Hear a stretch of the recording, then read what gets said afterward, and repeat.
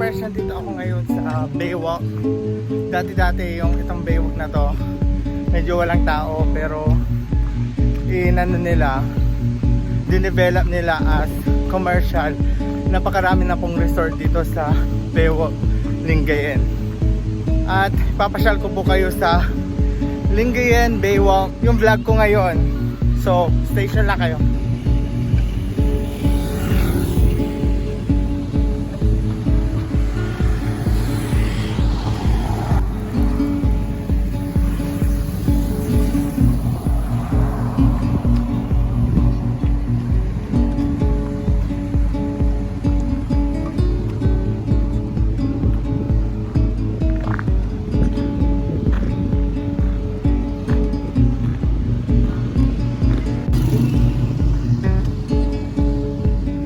Saka along the way, nakita ko po yung my friend. Shout out kay Warren Agbuya. Tsaka sa jowa niya si Athena. Enjoy po kayo dyan. Tapos, marami na pong resort dito na pwede nyo pong puntahan o pasyalan sa mga nanonood ng mga vlog ko. At sa lahat. At ito na rin yung kung kailangan nyo ng me time or ano tawag doon, so nagpahinga lang po ako sandali kasi pagod na po ako nag-jog, pero nakikita yung mga pores pero konti na lang. Malayo pa po yung tatakbuhin ko kasi pupunta po ako sa food street sa Capitol, Lingayen Capitol Beach, na marami pong nagtatambay, hangout place kumbaga ng mga tao.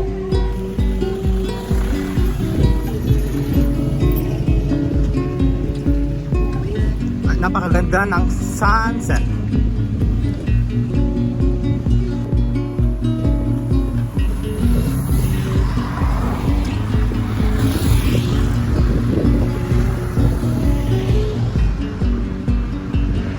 Yan, mga friends, nakikita nyo naman marami pong nagtatambay sa Lingayen Beach kasi nakaka-refresh ng feeling pag nakikita mo yung dagat tsaka yung alon.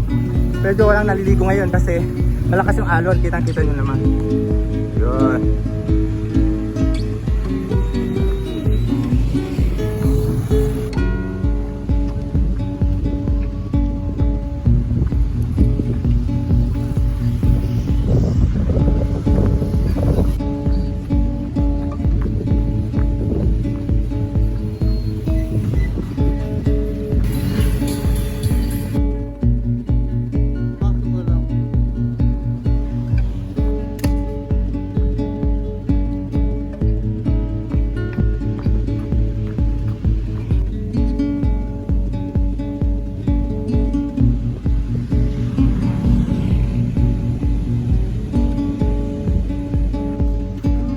Nandito na nga tayo sa Capitol, kung nakikita nyo naman yun. Tapos banda doon po yung food street sa Capitol Beach. Yun, all by myself, all alone po ako ngayon kasi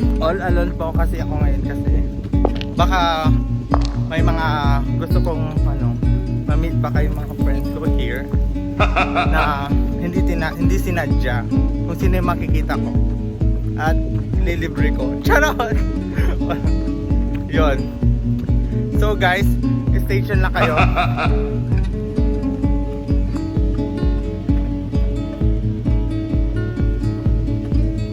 Yan.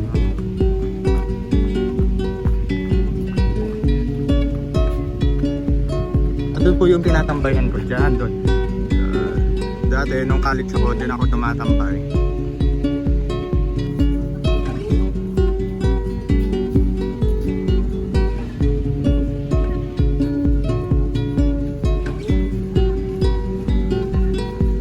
Ay, napagos na.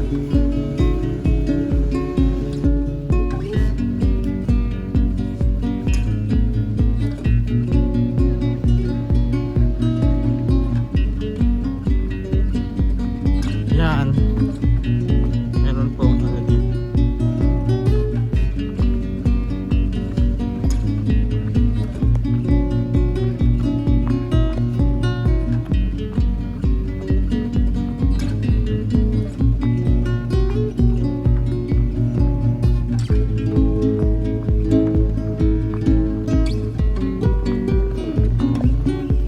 Uuwi na po ako.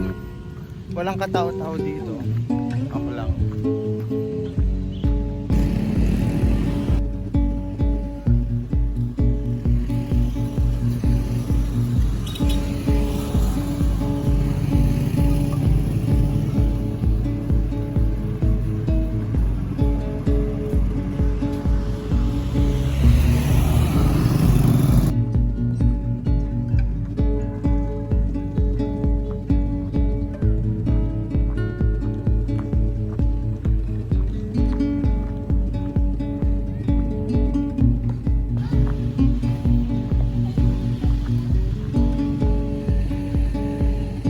Yan, dito po yung tambayan.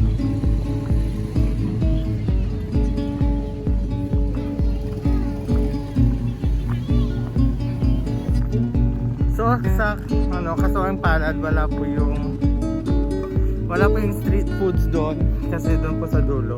Kaya ako pupunta na po ako ng provincial capital. Makikita niyo yung pinagmamalaki ng Pangasinan ang provincial capital building. Yun. Napakalawak dito, pwedeng mag-scroll. Stroll pa. Char.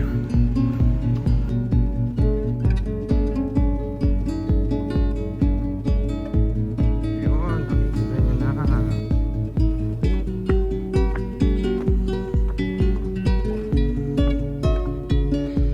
So makikita nyo po yung ginamit noong World War II. Yan. Na-restore po nila dito sa Lingayen capital.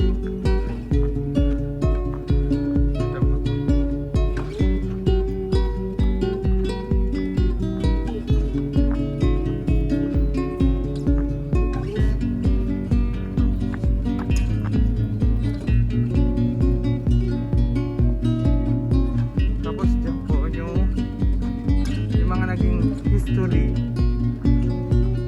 na nangyari dito sa Pangasinan. Diyan po, kung may gusto po kayong malaman naging history, diyan po kayo pupunta.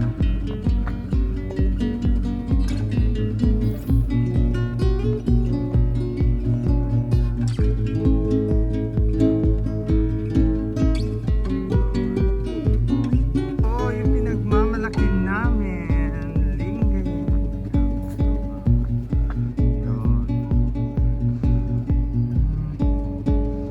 Diyan po nag-office ang aming governor.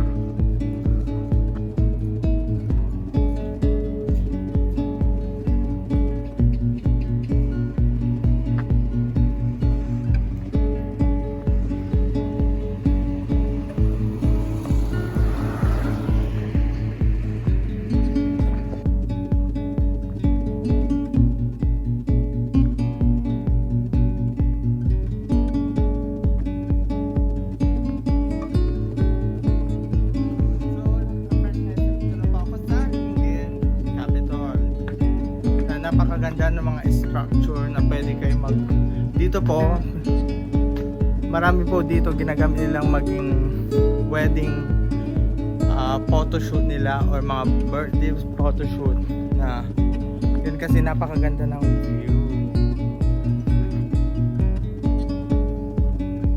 Nandito po tayo sa likod, mamaya pupunta tayo sa harap, papakita po ko yung buong structure ng Capitol Building.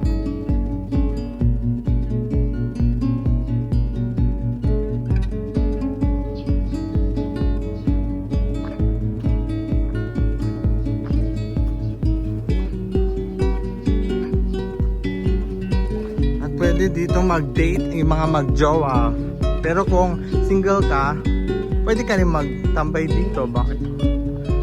Yan.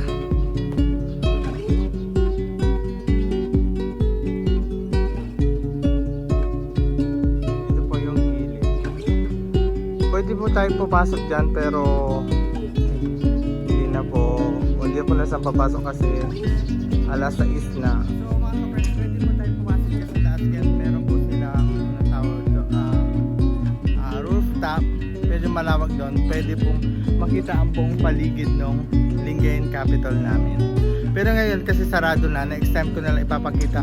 Ituturo ko kayo sa loob yung mga magagandang historical moment ng Pangasinan at sino yung mga naging former governor. Papakita ko po next time na lang kasi medyo late na ako. At ito ang makikita nyo sa gilid.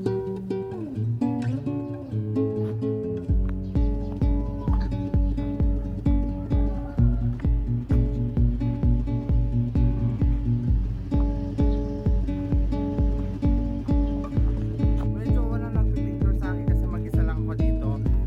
Next time na lang pagkasama ko yung mga ibang friends ko, walang magte-take ng picture sa akin.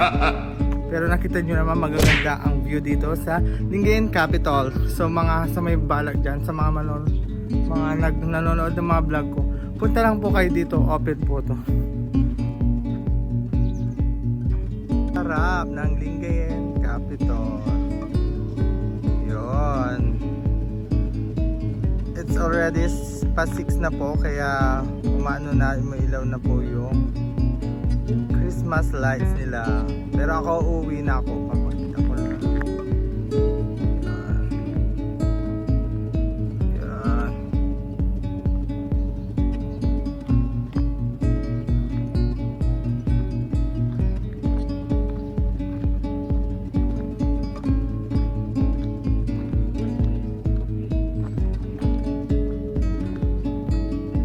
Na po, maganda, pinailaw na nila yung Christmas.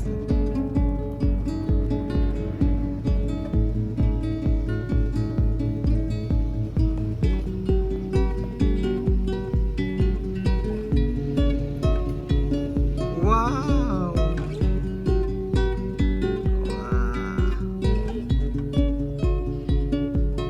So buti nga at nandito pa ako at nabutan ko pa yung pag-ilaw nila ng Christmas lights dito sa Lingayen Capital. At syempre na-enjoy ko, maganda talaga. Nakikita nyo naman dito. Yan, napaka-fresh ko.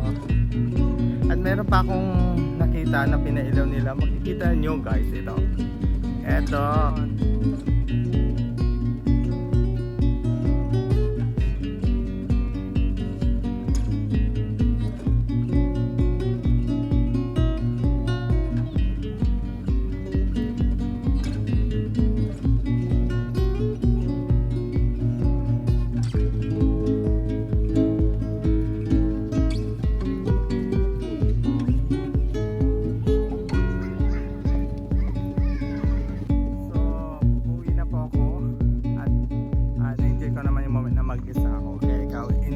Moment na mag-isa ka dyan dahil wala, masaya lang mag-isa. Hindi mo kailangan malungkot na mag-isa ka sa buhay dahil may mga bagay na mas masaya pag mag-isa ka. May mga bagay talaga na mas masaya pag mag-isa ka lang gumagawa ng mga yun. At wala akong patong ngayon kaya sorry na sa mga pores ko na nakikita nyo. At kung nagustuhan mo ang aking vlog, huwag mong kalimutan mag-like, mag-comment at subscribe at i-click na rin ang notification bell para updated ka sa lahat na happening. See you next vlog. Bye!